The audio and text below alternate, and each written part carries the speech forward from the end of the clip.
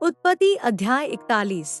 पूरे 2 बरस के बीतने पर फिरौन ने यह स्वप्न देखा कि वह नील नदी के किनारे पर खड़ा है और उस नदी में से 7 सुंदर और मोटी मोटी गायें निकलकर कछार की घास चरने लगी। और क्या देखा कि उनके पीछे और 7 गायें जो कुरूप और दुर्बल हैं, नदी से निकली और दूसरी गायों के निकट नदी के तट पर जा खड़ी हुई। तब ये कुरूप और दुर्बल गायें उन 7 सुंदर और मोटी मोटी गायों को खा गई। तब फिरौन जाग उठा और वह फिर सो गया और दूसरा स्वप्न देखा कि एक डंठी में से 7 मोटी और अच्छी अच्छी बालें निकली। और क्या देखा कि उनके पीछे 7 बालें पतली और पुरवाई से मुरझाई हुई निकली और इन पतली बालों ने उन 7 मोटी और अन्न से भरी हुई बालों को निगल लिया। तब फिरौन जागा और उसे मालूम हुआ कि यह स्वप्न ही था। भोर को फिरौन का मन व्याकुल हुआ और उसने मिस्र के सब ज्योतिषियों और पंडितों को बुलवा भेजा और उनको अपने स्वप्न बताएं, पर उनमें से कोई भी उनका फल फिरौन से न कह सका। तब पिलानेहारों का प्रधान फिरौन से बोल उठा कि मेरे अपराध आज मुझे स्मरण आए, जब फिरौन अपने दासों से क्रोधित हुआ था और मुझे और पकानेहारों के प्रधान को कैद करा के जल्लादों के प्रधान के घर के बंदीगृह में डाल दिया था। तब हम दोनों ने एक ही रात में अपने अपने होनहार के अनुसार स्वप्न देखा और वहाँ हमारे साथ एक इब्री जवान था जो जल्लादों के प्रधान का दास था। सो हमने उसको बताया और उसने हमारे स्वप्नों का फल हमसे कहा। हम में से एक एक के स्वप्न का फल उसने बता दिया और जैसा जैसा फल उसने हमसे कहा था वैसा ही हुआ भी, अर्थात मुझको तो मेरा पद फिर मिला, पर वह फांसी पर लटकाया गया।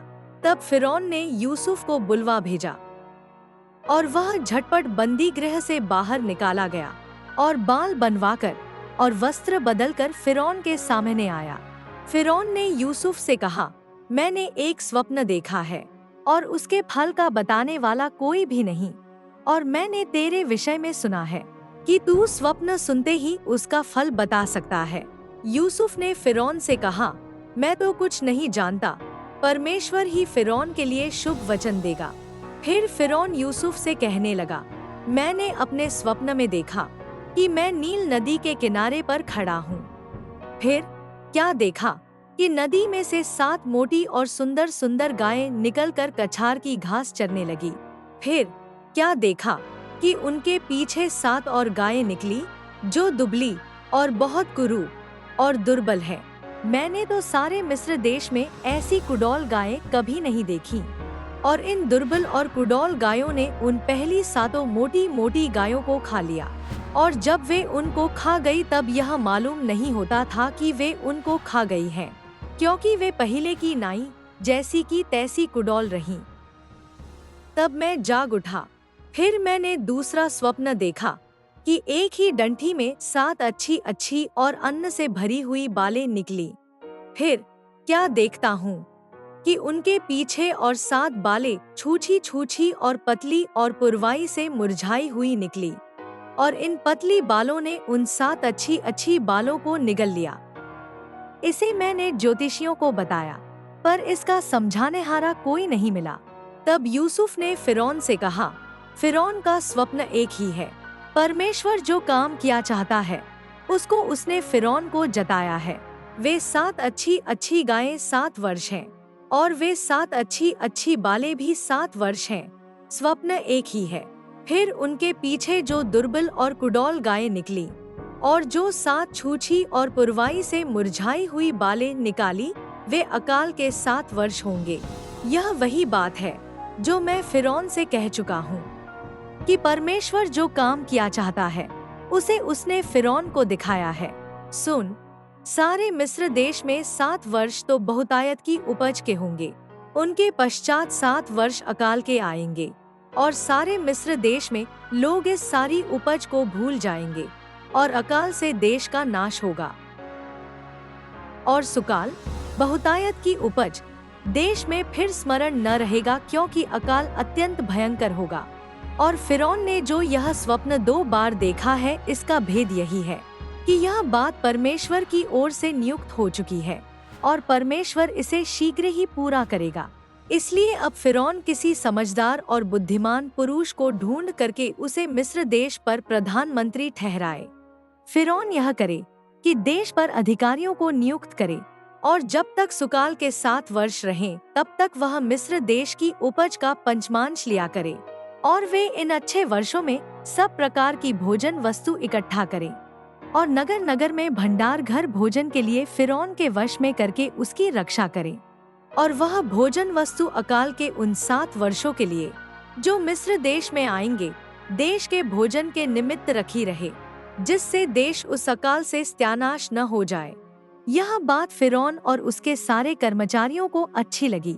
सो फिरौन ने अपने कर्मचारियों से कहा कि क्या हमको ऐसा पुरुष जैसा यह है जिसमें परमेश्वर का आत्मा रहता है मिल सकता है?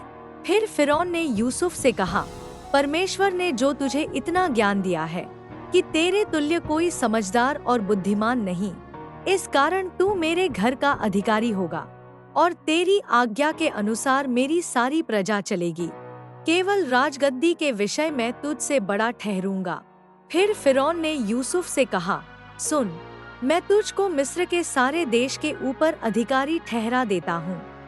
तब फिरौन ने अपने हाथ से अंगूठी निकाल के यूसुफ के हाथ में पहना दी और उसको बढ़िया मलमल के वस्त्र पहनवा दिए और उसके गले में सोने की जंजीर डाल दी और उसको अपने दूसरे रथ पर चढ़वाया।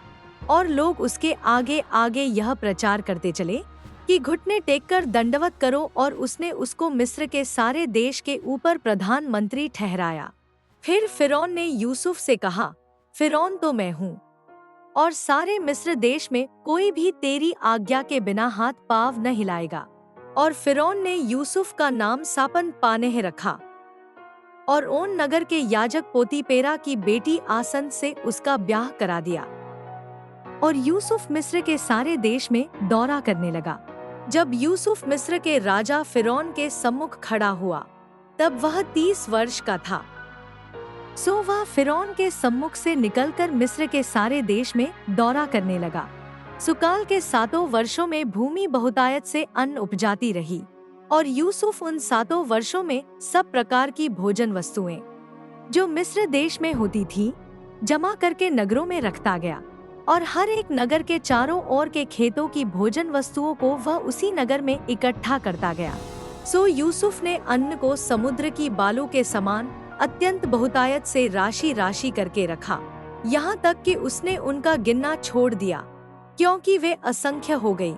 अकाल के प्रथम वर्ष के आने से पहले यूसुफ के 2 पुत्र उनके याजक पोतीपेरा की बेटी आसन से जन्मे और यूसुफ ने अपने जेठे का नाम यह कह के मनश्शे रखा कि परमेश्वर ने मुझसे सारा क्लेश और मेरे पिता का सारा घराना भुला दिया है। और दूसरे का नाम उसने यह कहकर एप्रैम रखा कि मुझे दुख भोगने के देश में परमेश्वर ने फुलाया फलाया है। और मिस्र देश के सुकाल के वे 7 वर्ष समाप्त हो गए और यूसुफ के कहने के अनुसार 7 वर्षों के लिए अकाल आरंभ हो गया और सब देशों में अकाल पड़ने लगा, परंतु सारे मिस्र देश में अन्न था। जब मिस्र का सारा देश भूखों मरने लगा तब प्रजा फिरौन से चिल्ला चिल्लाकर रोटी मांगने लगी और वह सब मिस्रियों से कहा करता था, यूसुफ के पास जाओ और जो कुछ वह तुम से कहे वही करो।